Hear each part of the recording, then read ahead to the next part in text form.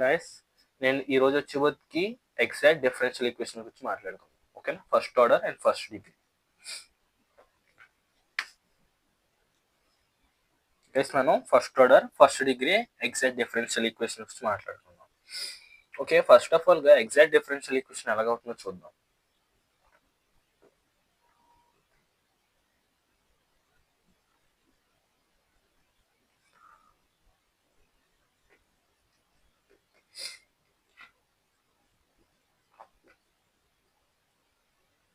Guys నాకు ఏదైనా ఒక ఈక్వేషన్ అనుకోండి, ఇవ్వండి ఎలాగ ఇచ్చారు ఈ ఫామ్ లో. Okay, m of x, y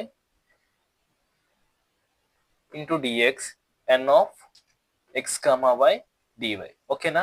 ఇప్పుడు నేను ఒరిజినల్ గా నాకు దీనికి డిఫరెన్షియల్ ఒక స్కేలార్ ఫంక్షన్ అని తీసుకుంటున్నాను. గైస్ మీరు ఇక్కడ స్కేలార్ ఫంక్షన్ అన్నప్పుడు బాగా గుర్తుంచుకోండి, ఎఫ్ ఆఫ్ ఎక్స్ వై అనేది general solution and it's scalar function. ఓకేనా? స్కేలార్ ఫంక్షన్ అంటే ఏంటి? ఇన్పుట్ నేను ఎక్స్ వై వేరియబుల్స్ ఏవి ఇచ్చినా సరే, ఓకే, ఇన్పుట్ నేను వెక్టర్ ఇచ్చిన అవుట్పుట్ మనకి ఏంటి? సింగిల్ స్కేలార్ అవుట్పుట్ అనేది ఇవ్వాలి. ఓకేనా? ఇక్కడ సి అంటే కాన్స్టెంట్. ఇది మనం దీని యొక్క జనరల్ సొల్యూషన్ అనుకున్నాం గైస్. ఓకేనా? అప్పుడు నేను ఒరిజినల్ గా మనకి ఎక్స్ టీ అనే వేరియబుల్లో ఉంది అండ్ వై అనేది కూడా ఒక టీ అనే వేరియబుల్లో ఉంది అనుకోండి, and F of X T అనేది మనకి కొన్ని ఇలా ఉంది. ఓకే, అండ్ ఇప్పుడు నేను ఒరిజినల్ గా డిఎఫ్ బై డిటి కావాలి నాకు. నేను ఏం చేస్తాను గైస్, దీన్ని మల్టీ వేరియబుల్ చైన్ రూల్ అనేది వాడతాను. దానివల్ల ఏమొస్తుంది మనకి? డో ఎఫ్ బై, చూడండి, do x dx by dt. ఓకేనా? Plus do F by do y dy by DT.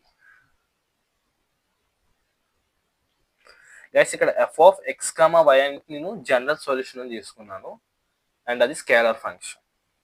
And ఇప్పుడు నేను డిటీతో మల్టిప్లై చేస్తాను అనుకోండి బోత్ సైడ్స్, నాకు వచ్చేది ఏంటి? డిఎఫ్ ఈక్వల్స్ టు ఏంటి? డో F by do X into d x. దీనికి డిఫరెన్స్ ఏంటి గైస్? ఇది పార్షియల్ అండ్ ఇది నార్మల్. ఓకేనా? రెండింటికి డిఫరెన్స్ ఉంటుంది, అది మనం బాగా డీటెయిల్గా తెలుసుకోవాలి. పార్షియల్ ఎందుకు ఇందులో ఎగ్జాక్ట్లో బాగా ఉపయోగపడుతుంది మనకి.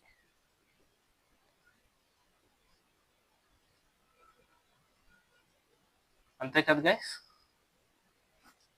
మనకి డిఎఫ్ అనేది ఇలాగ వస్తుంది. ఓకేనా? ఇప్పుడు సపోజ్ గైస్ నేను ఒరిజినల్గా మనకి ఏదైతే ఎగ్జాక్ట్ అనుకోండి, ఈ కండిషన్ సాటిస్ఫై చేయాలి. ఏంటి?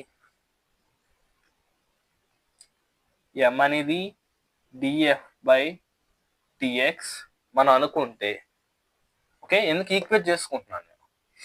ఓకేనా? ఇది కూడా మనకి ఏంటి గైస్? జనరల్ సొల్యూషన్ దీన్నే కదా, మనం ఇలా రాసుకోవచ్చు. అండ్ ఎన్ ఏమని రాసుకోవచ్చు? డో ఎఫ్ బై డో వై. మన కండిషన్ ఒకటి బాగా గుర్తుంచుకోండి, ఎగ్జాక్ట్ కండిషన్ నేను ఇప్పుడు చెప్తాను. ఎం అండ్ ఎన్ వచ్చింది గైస్. మీరు ఎఫ్ తీసుకున్నప్పుడు ఏంటంటే ఎఫ్ అనేది ఒక కండిషన్ గ్యారంటీగా సాటిస్ఫై. మనకి 2 కండిషన్స్ ఉంటాయి ఒరిజినల్గా ఎగ్జాక్ట్ అవ్వడానికి, అండ్ నేను ఈరోజు అవి చెప్తాను. ఆ 2 కండిషన్స్ చూడండి.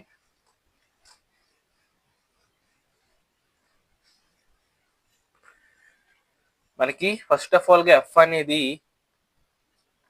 Do F by do X, డో F by do Y and డో square F by do X డో వై. ఇవి డిఫైన్ అవ్వాలి, అంటే మనకి ఎగ్జిస్ట్ అవ్వాలి. పార్షియల్ డిఫరెన్షియేషన్ ఇది అవ్వాలి. ఇది ఫస్ట్ కండిషన్ ఎగ్జాక్ట్ అవ్వాలంటే. ఓకే, ఎగ్జాక్ట్ అవ్వాలంటే ఫస్ట్ ఆఫ్ ఆల్గా ఈ కండిషన్ సాటిస్ఫై అవ్వాలి. ఎగ్జాక్ట్ డిఫరెన్షియల్ ఈక్వేషన్స్ ఎందుకు వాడతాం అంటే మనం సింపుల్గా చేసుకోవడానికి వాడతాము. ఇది ఫస్ట్ ఆర్డర్లో మనకి ఒక method. Okay, first order first డిగ్రీలో ఒక మెథడ్ సాల్వ్ చేయడం. ఓకేనా? అండ్ సెకండ్ కండిషన్ ఏంటంటే గైస్, అది ఇప్పుడే డిఫైన్ చేయడం కోసం నేను ఎం ఏమనుకున్నాను? ఫస్ట్ ఆఫ్ ఆల్గా ఎం అండ్ ఎన్ చూడండి.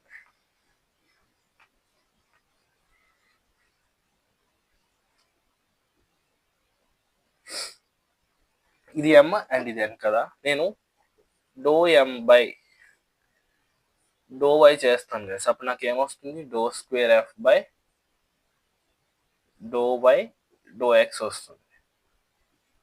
సిమిలర్గా నేను ఎన్ ఉంది కదా, డో ఎన్ బై డో ఎక్స్ చేస్తాను గైస్. అప్పుడు నాకు డో స్క్వేర్ ఎఫ్ బై ఏమొస్తుంది, డో ఎక్స్ అండ్ డో వై. మనకు ఒరిజినల్గా తెలిసింది ఏంటి, పార్షియల్ డిఫరెన్షియేషన్లో ఈ రెండు ఈక్వల్ కదా, ఏంటి ఈ టర్మ్ అండ్ ఈ టర్మ్ ఈక్వల్. అప్పుడు మనకి ఏమవుతుంది, డో ఎం వై డో వై, ఓకేనా, ఈజ్ ఈక్వల్స్ టు ఏమవ్వాలి మనకి, డో ఎన్ బై డో ఎక్స్ అవ్వాలి. ఇది second condition. Okay, first condition మనకి ఏంటి, పార్షియల్ డిఫరెన్షియేషన్ అనేది ఎగ్జిస్ట్ అవ్వాలి. ఓకే, మనం తీసుకున్నా ఏదైతే సెకండ్ కండిషన్ ఇది గైస్, ఓకేనా. బట్ మోస్ట్ ఆఫ్ ఆల్గా మనకి అన్ని ఫస్ట్ కండిషన్ సాటిస్ఫై అవుతాయి. ఫస్ట్ కండిషన్ ఎప్పుడు మనకి ఎఫ్ అనేది ఇచ్చినప్పుడు, జనరల్ సొల్యూషన్ ఇచ్చినప్పుడు మనం తెలుసుకున్నాం, ఓకేనా, వెదర్ ద ఫంక్షన్ అనేది మనకి దాని యొక్క జనరల్ సొల్యూషన్ అవుతుందా లేదా అన్నట్టు తెలుసుకున్నాం. But second condition is main, అంటే మన ఈ టూ కూడా ఎగ్జిస్ట్ ఉంటాయి, అప్పుడు మనకి ఎగ్జాక్ట్ డిఫరెన్షియల్ అనేది పాసిబుల్ అవుతుంది, ఓకేనా, సొల్యూషన్ ఫైండ్ చేయడానికి. ఇది అండ్ ఇది గైస్. అండ్ మనం ఇప్పటి వరకు ఇవే కనుక్కున్నాం, బట్ మనం ఒరిజినల్గా ఇచ్చిన దానికి సొల్యూషన్ ఎలాగ వస్తుందని ఫైండ్ చేయాలి. ఓకే, ఏం చేయాలి, మనం సొల్యూషన్ ఫైండ్ చేయాలి.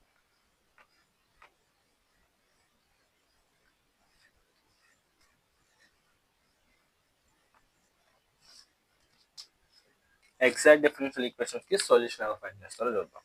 మన ఒరిజినల్గా డిఎఫ్ అంటే ఏంటి గైస్, డో F by do X into d x plus do F by do Y into d y, అంతేనా.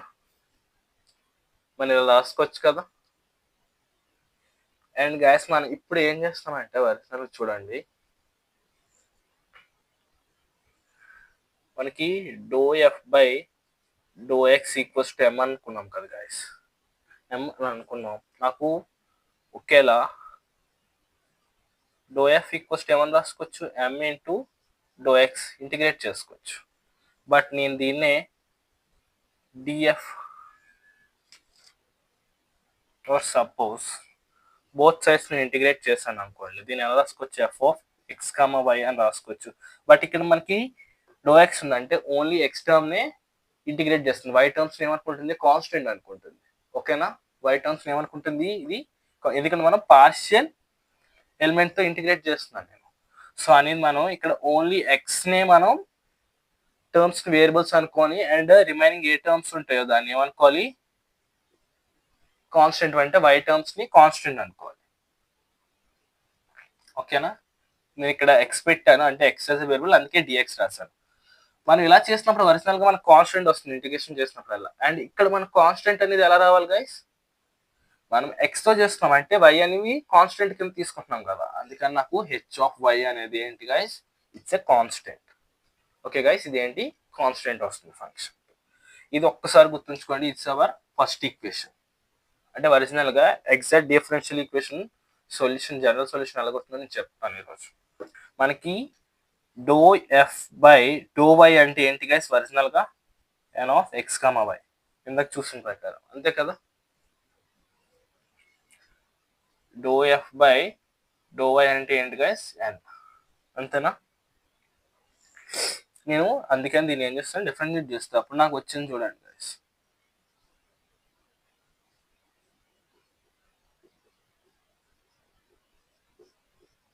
డిఎక్స్ అండ్ గైస్ మనకి ఇది హెచ్ డాష్ ఆఫ్ వై వస్తుంది. ఏమొస్తుంది guys, H dash of Y వస్తుంది, అంతే కదా గైస్. ఒక్కసారి చూడండి. అండ్ దీన్ని నేను నెక్స్ట్ స్టెప్లో ఏమని రాసుకుంటాను guys, H dash of y which is equals to ఏమవ్వాలి మనకి, n of X comma y minus do by do y of integral mx, y dx, అంతేనా. అంటే గాయస్ మీరు ఒక్కసారి బాగా గుర్తుంచుకోండి, నాకు హెచ్ ఆఫ్ వై కావాలంటే ఏం చేయాలి, నేను integral of h dash of y డివైతో చేయాలి. బట్ గైస్ మీరు చూసారంటే ఈ ఫంక్షన్ ఓన్లీ వై టర్మ్స్ లోనే ఉండాలి. అంటే ఏంటి, వాట్ ఎవర్ ద టర్మ్స్ ఉన్నాయనుకోండి, మనం దాన్ని ఎక్స్ టర్మ్స్ నెగ్లెక్ట్ చేసుకొని వైలో చేయాలి. అప్పుడే కదా మనకి function right side and left side compare చేసుకోండి. ఇక్కడ మనకి ఎక్స్ వై వేరియబుల్స్ ఉన్నాయి right side, but left side వచ్చేప్పటికి ఓన్లీ వై వేరియబుల్ ఉంది. అంటే దాని ప్రకారం ఏంటి, హెచ్ అనే ఫంక్షన్ ఎలాగ ఉండాలి గైస్, మనం ఓన్లీ ఏ టర్మ్స్ తీసుకోవాలి, వై టర్మ్స్ ని కన్సిడర్ చేయాలి. ఎక్స్ టర్మ్స్ ఉంటే దాన్ని నెగ్లెక్ట్ చేయాలి. అండ్ గైస్ ఇది ఎందులో చేస్తాం, మనం ఎన్ లో చెయ్యాలి. ఎందుకు, బికాస్ మనం ఎన్ లో అంటే ఇక్కడ సపరేట్ చేస్తున్నాం.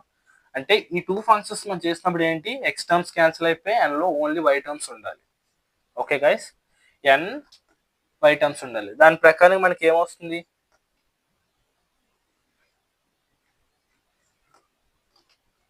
ఎన్ లో ఓన్లీ వై టర్మ్స్.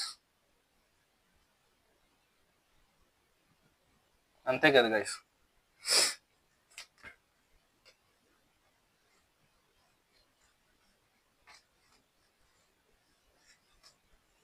దాని ప్రకారంగా జనరల్ సొల్యూషన్ చూడండి మనకి ఎలాగొస్తుంది అంటే, ఎఫ్ అనేది ఏంటి, ఎఫ్ అనేది ఏమొస్తుంది మనకి, ఇంటిగ్రల్ ఎక్స్, మన ఎక్స్ తోనే వేరియబుల్ కదా మనకి, ఓన్లీ ఎక్స్ వేరియబుల్. ఇక్కడ వై అనేది కాన్స్టెంట్, అంటే వై కాన్స్టెంట్ అని రాస్తాను, ఒకవేళ ఇన్ కేస్ కన్ఫ్యూజ్ అవుతాయి ఎవరైనా. M of X comma Y D X, ఓకేనా, వై కాన్స్టెంట్ అని రాస్తాను, plus integral N of X comma Y అని రాస్తున్నాను గైస్, డివై. ఇక్కడ ఏం రాస్తాను అంటే గైస్ చూడండి,